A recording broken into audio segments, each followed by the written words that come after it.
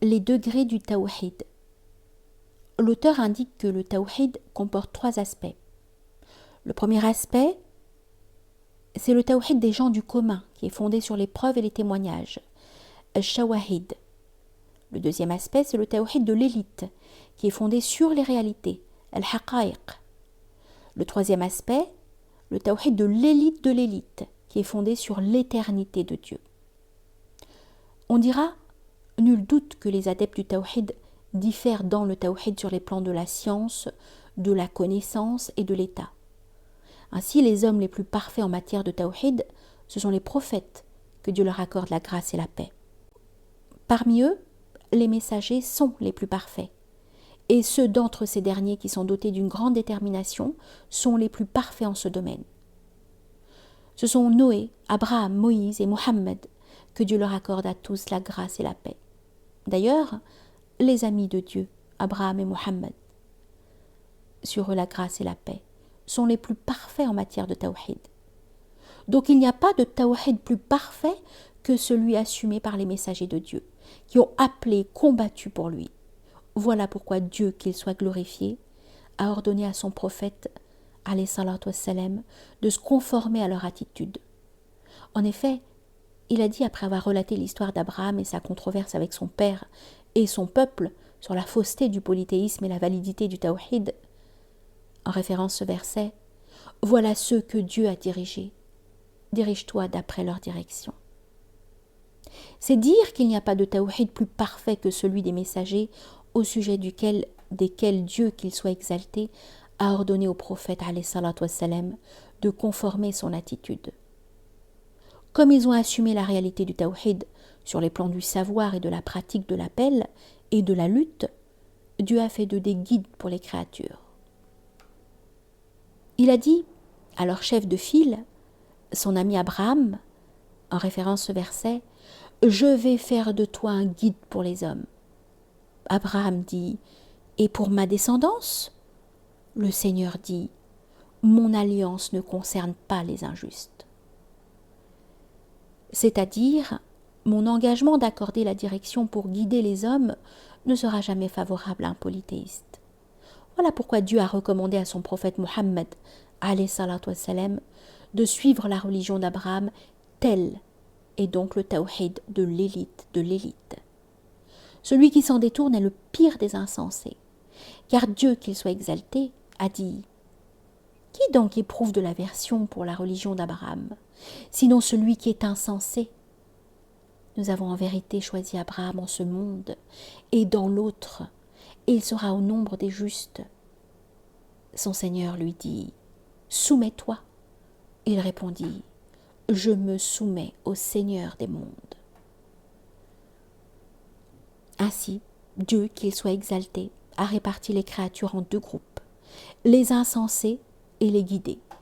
L'homme insensé est celui qui se détourne de sa religion et opte pour le polythéisme, et l'homme guidé est celui qui s'affranchit du polythéisme dans ses propos, ses agissements et ses états. Car c'est ce que Dieu, qu'il soit glorifié, a ordonné à tous ses messagers, du premier au dernier, dans ce verset. « Ô vous les prophètes, mangez d'excellente nourriture, faites le bien, je sais parfaitement ce que vous faites. Cette communauté qui est la vôtre est vraiment une communauté unique. Je suis votre Seigneur, craignez-moi. » Il a dit également à Azza wa Jal, « Ont-ils tiré de la terre des divinités capables de ressusciter les morts ? Si des divinités autres que Dieu existaient, le ciel et la terre seraient corrompus. Gloire à Dieu, le Seigneur du trône, très éloigné de ce qu'ils inventent. Nul ne l'interroge sur ce qu'il fait, mais les hommes seront interrogés. Ont-ils choisi des dieux en dehors de lui ? Dis-leur, apportez donc votre preuve décisive. Ceci est un rappel pour les hommes qui sont avec moi, un rappel pour ceux qui étaient avant moi. Nous n'avons envoyé aucun prophète avant toi. Sans lui révéler, il n'y a de Dieu que moi. Adorez-moi. » Et il a dit aussi à Azza wa Jal, « Interroge ceux de nos prophètes que nous avons envoyés avant toi.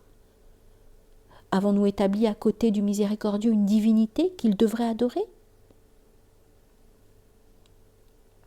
Commentant les propos de l'auteur des Manazil sur le Tawhid, notre maître Ibn Taymiyyah indiquait que la première forme de ce Tawhid mentionné par l'auteur est celle qui est apportée par les messagers de Dieu, depuis le premier jusqu'au dernier, et révélée dans tous les livres divins. C'est celle que Dieu a ordonnée aux hommes, qu'il s'agisse des premiers ou des derniers. Ensuite, il a ajouté que Dieu nous informe des mêmes paroles pour chacun de ses messagers aux gens de leur peuple. Adorez Dieu, car vous n'avez pas d'autre Dieu que lui. Ceci constitue d'ailleurs le premier et le dernier appel des messagers de Dieu. Le prophète de l'islam, que Dieu soit satisfait, a dit « On m'a ordonné de combattre les gens jusqu'à ce qu'ils témoignent qu'il n'y a d'autre Dieu que Dieu et que je suis l'envoyé de Dieu. » Il a dit également « Celui qui meurt en sachant qu'il n'y a d'autre de Dieu que Dieu entrera au paradis. » Du reste, ajoute notre maître Ibn Taymiyyah, le Coran est rempli de ces formules propres au Tawhid et de l'appel en ce sens. Sa réalité consiste à vouer sincèrement la foi entière à Dieu. Quant à l'extinction dans ce Tawhid, elle est intimement liée à la substance, à la subsistance, al-baqa. Voilà en quoi cela consiste. Tu affirmes dans ton cœur la divinité de Dieu, qu'il soit exalté, et tu nies celle de tout ce qui n'est pas lui. Tu unis ainsi la négation et l'affirmation.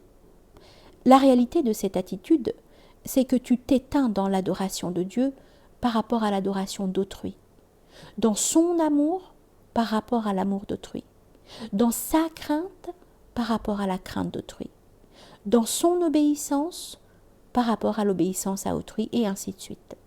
Ceci est attesté dans beaucoup de versets du Coran.